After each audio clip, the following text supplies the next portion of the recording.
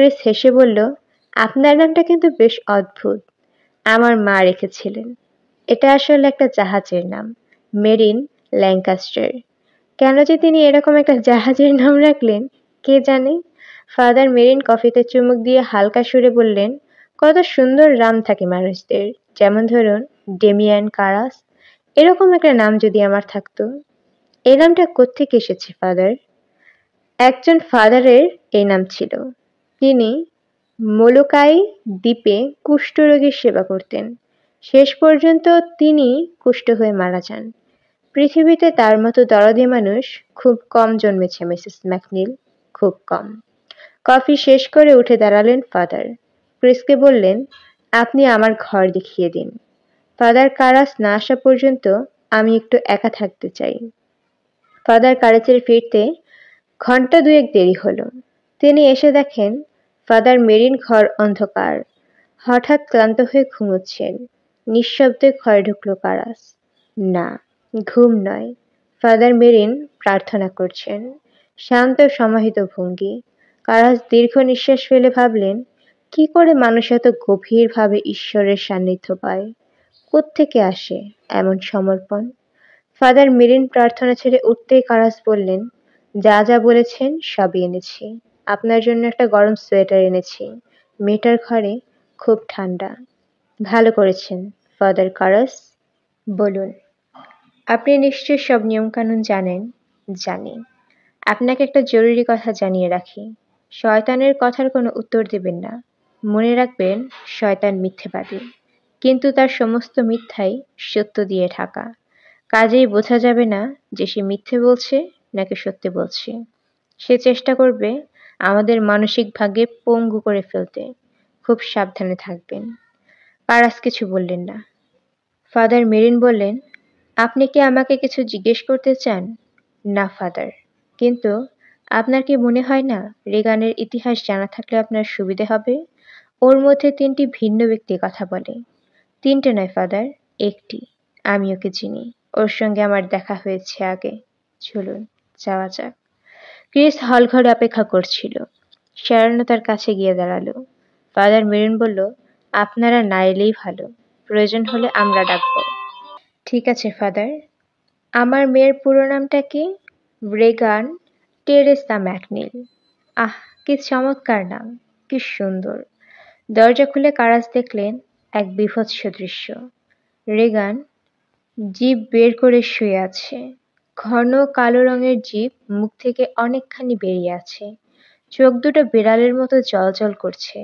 ভারী গম্ভীর গলায় রেগান বলল, তাহলে এসেছিস শেষ পর্যন্ত। দে, ছিটিয়ে দে তোর পেচ্ছাপ এই মেয়েটির গায়ে ছিটিয়ে দে।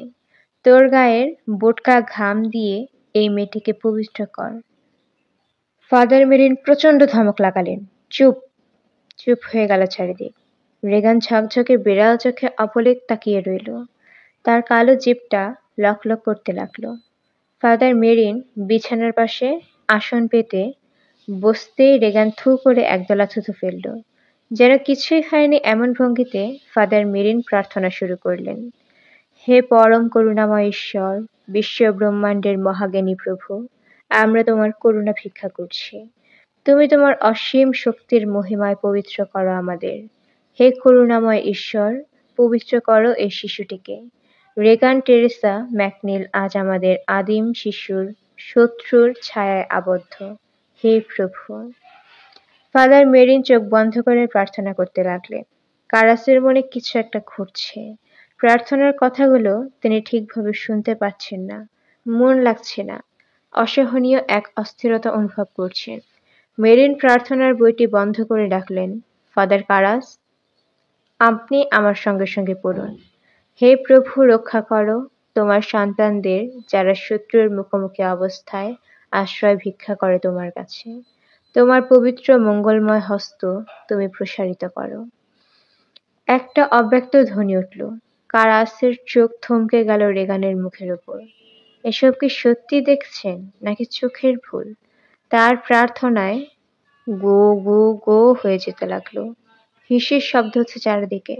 ফাদার মেরিন চাপা স্বরে বললেন, ফাদার ডেমিয়ান কারাস, জি, দয়া করে আমার সঙ্গে যোগ দিন।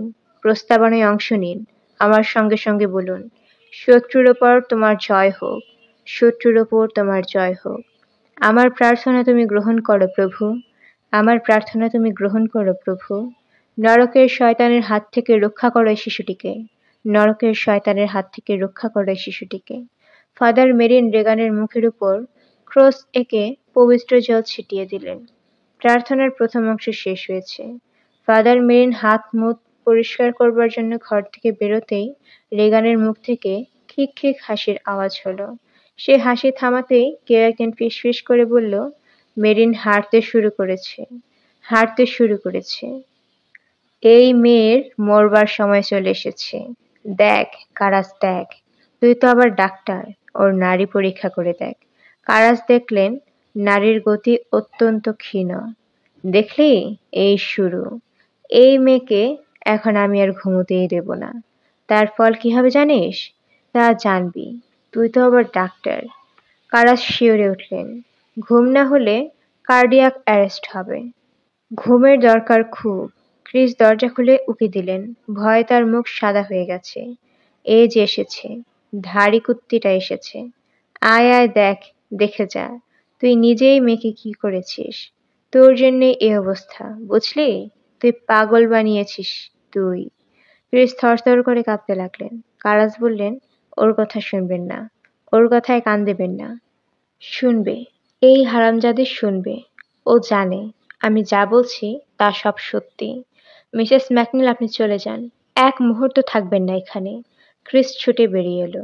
ফাদার মেরিন প্রায় সঙ্গে সঙ্গে ঢুকলেন। ভ্রু কুঁচকে বললেন, কিন্তু হয়েছে কি? ফাদার মেরিন, রেগানের এখন ঘুমানো দরকার, কিন্তু ওই জিনিসটা বলছে ওকে সে ঘুমাতে দেবে না।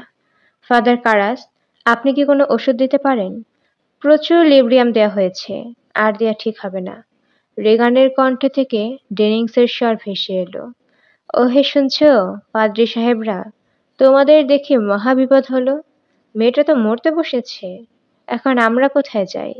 জায়গার বড় টানাটানি। তাছাড়া এখানে থাকার অধিকার আমার আছে। এই শালীর বাচ্চা শালীই তো আমাকে মেরেছে। কারাজ জিজ্ঞেস করলেন, কিভাবে মেরেছে? সে তো ভাই লম্বা গল্প। দিব্য স্টুডিওতে বসে পান খাচ্ছিলাম। হঠাৎ শুনি খটখট শব্দ। ভয় ধরে গেল, বুঝলেন? আস্তে উঠলাম দোতলায়। উঠে দেখি, কি দেখলেন? ফাদার মেরিন কড়া গলায় বললেন, কারাস প্লিজ, কথা বলবে না, প্লিজ। আহ, এই বুড়ো শালাকে নিয়ে যন্ত্রণা। তুই থাম না শালা।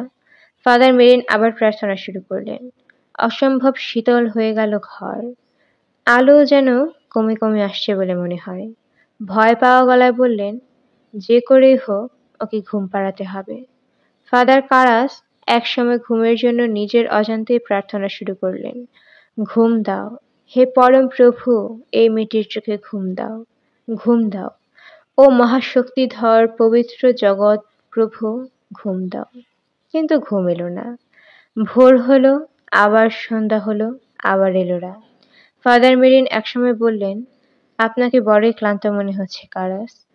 এর আগেও আমি দুরাত ঘুমাতে পারিনি ফাদার। আপনি কিছুক্ষণ বিশ্রাম নিয়ে আসুন। রেগান এই সময় বৃদ্ধার গলায় বলে উঠল, ডিমি, ও ডিমি, তুই কেন আমার সঙ্গে এমন করলি?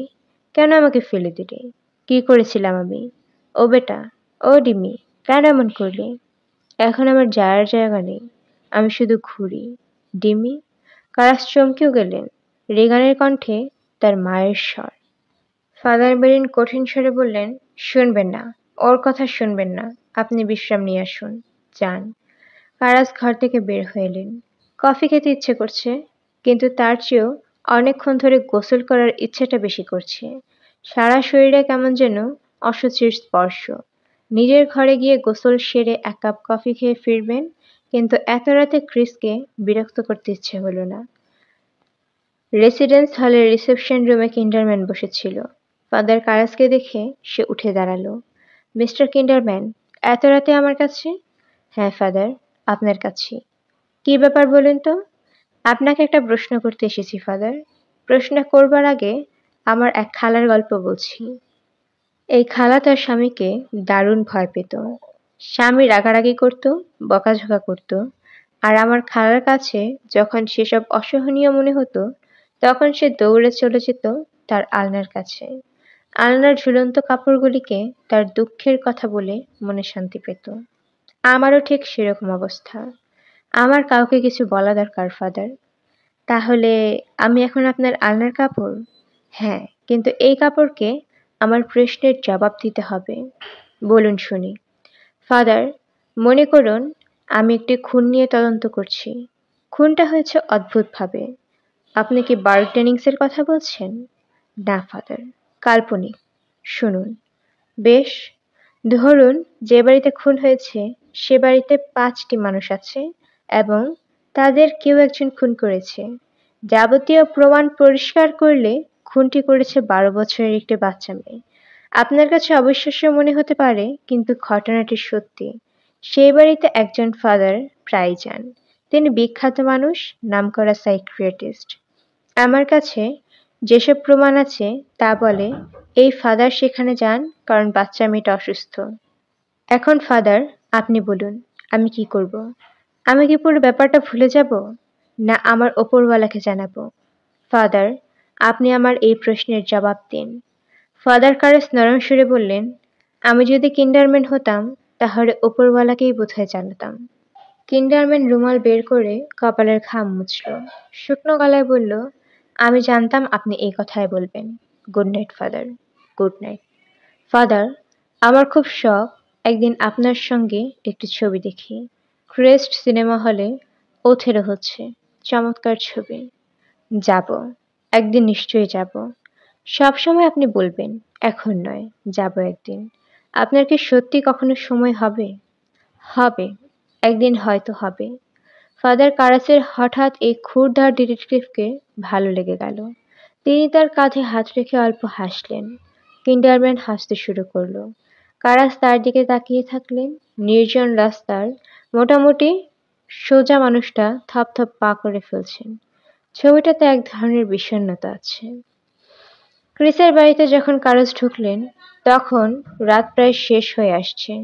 শার্নের সঙ্গে বসবার ঘরে দেখা। সে বলল, সবকিছু আগের মতোই আছে।